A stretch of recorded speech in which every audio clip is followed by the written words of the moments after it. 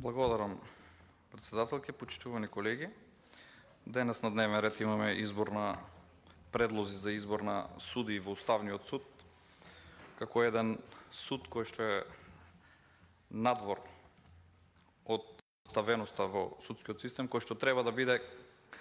пластично кажано капак на сите нерегуларности по однос на Уставот и законите во секоја една област, да ги регулира сите овие колизија на законски одредби, односно усогласеност или неусогласеност со Уставот. Меѓутоа, сведоци сме најчесто на прегршување и на законите и на Уставот, но една од надлежностите кои што ја има Уставниот суд на Република Македонија е да одлучува за согласноста на законите со Уставот, одлучува за согласноста на сите прописи и колективните договори со Уставот и законите, ги штити слободите и правата на човекот и граѓаните што се однесуваат на слободата на уверување, совеста, мислата, јавно изразување на мислата, политичко здружување и дејствување и забрана на дискриминација на граѓаните по основа по пол, раса, верска, национална, социјална и политичка припадност, решава судир на надлежности меѓу носителите на законодавната, извршната и судската власт. Одлучува за одговорност на председателот на Република Македонија. Одлучува за уставноста на програмите и статутите на политичките партии и на здруженијата на граѓаните, одлучува и други прашања утврдени со Уставот. Почитувана македонска јавност, зборуваме за една институција која што е врв и треба, не случајно ги набројав сите овие надлежности, бидејќи овие кандидати кои што се денес, претпоставувам доколку бидат избрани кога ќе се во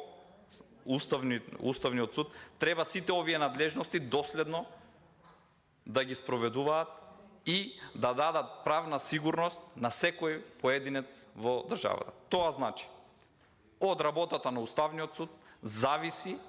перцепцијата и довербата на секој еден граѓанин, почнувајќи од сите нас овде и секој граѓанин во Република Македонија, колкава доверба и колково чувство на сигурност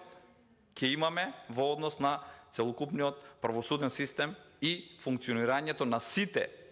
органи во државата, бидејќи, повторно потенцирам, не случајно ги цитирав надлежностите кои што му се дадени, односно располага со правото и должност да посредува за судирот на надлежности помеѓу законодавната, извршната и судската власт, и затоа овие луѓе кои што ќе се избрат за судии во Уставниот суд треба да бидат на едно највисоко ниво и кредибилни, и професионални, и ефикасни, и ефективни, за да можат да ги заштитат правата на граѓаните. Конкретно, за почитуваниот колега, односно за почитуваниот колега кој што го предложил,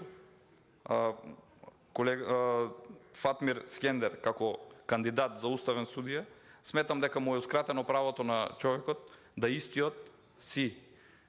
образложи, односно си ја каже својата биографија, да видиме каде работел, што работел, какво има план истиот пристапи и да работи во самата институција, која што е многу важна. Односно, истиот треба да има визија како да ја подобри перцепцијата од 8% кај граѓаните за правосудниот систем, истиот треба да најде начин и да има механизми да се справи со ваквата удолна насока на перцепција и да ја подобри ефикасноста на секој еден орган во државата и да не подлегнува на било какви политички притисоци или било какви лоби групи кои што би можеле да му влијаат. Зашто истиот е, според неговата биографија, судија во граѓански судија во апелационен суд во Скопје,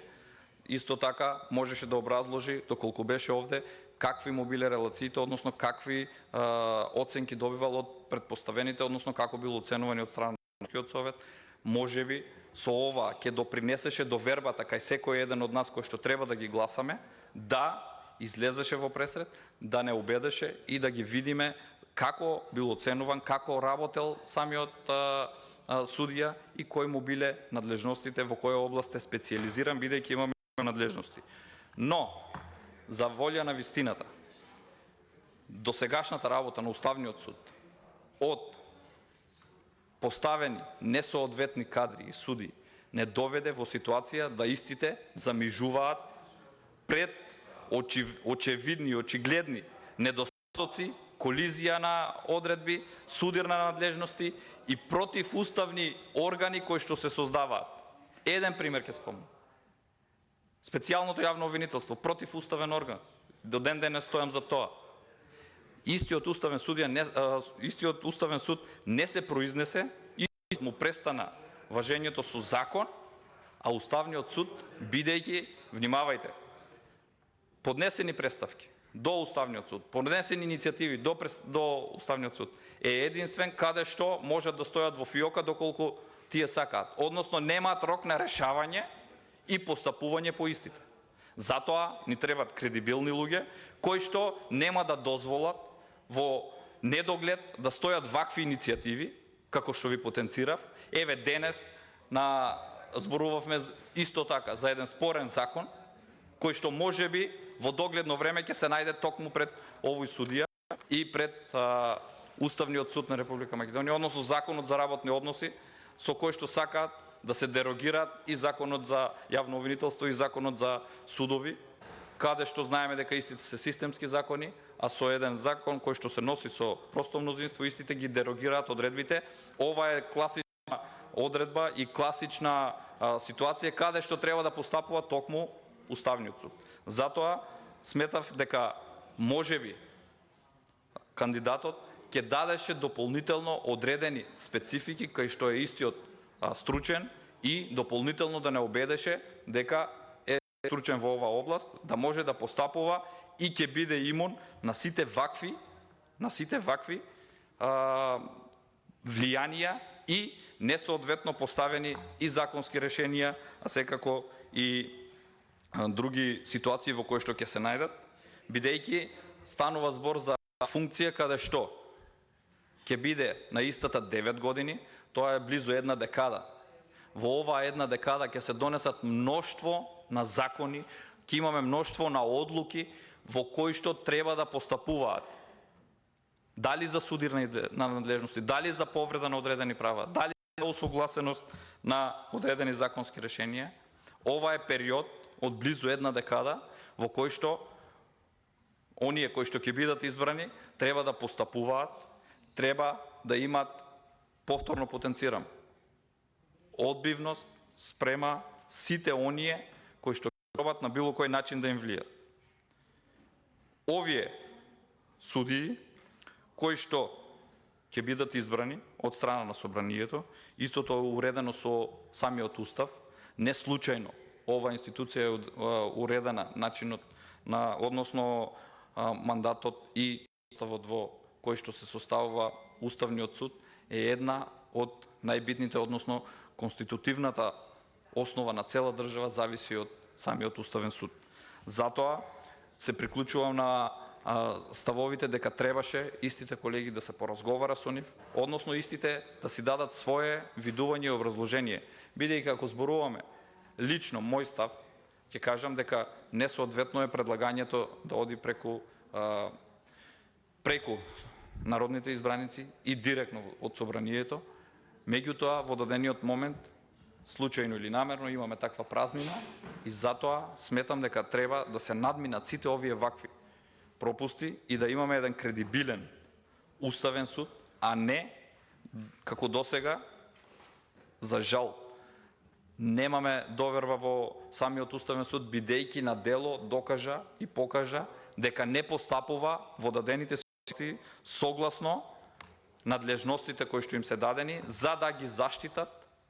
и граѓаните и секој поединец од аномалиите на системот кој што го имаме.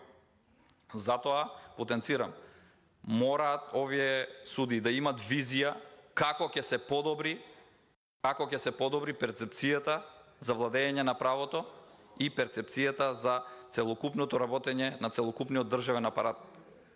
Ако надлежноста во однос на судовите е во судскиот совет, на обвинителите е во јавното обвинителство, односно советот на јавни обвинители, истиот Уставниот има максимална надлежност за постапување по најгорливите прашања, најголемите и најклучните прашања во државата, во секоја област и во секоја власт, и затоа повикувам на соодветно презентирање на сето она што го имаат и во која област можат да допринесат, и истите овие луѓе кои што ќе бидат избрани да се придржуваат самите до уставот и законите, а дополнително врз основа на своите надлежности кои што ќе ги добијат да постапуваат и по сите овие одредби кои што, односно надлежности кои што им се дадени.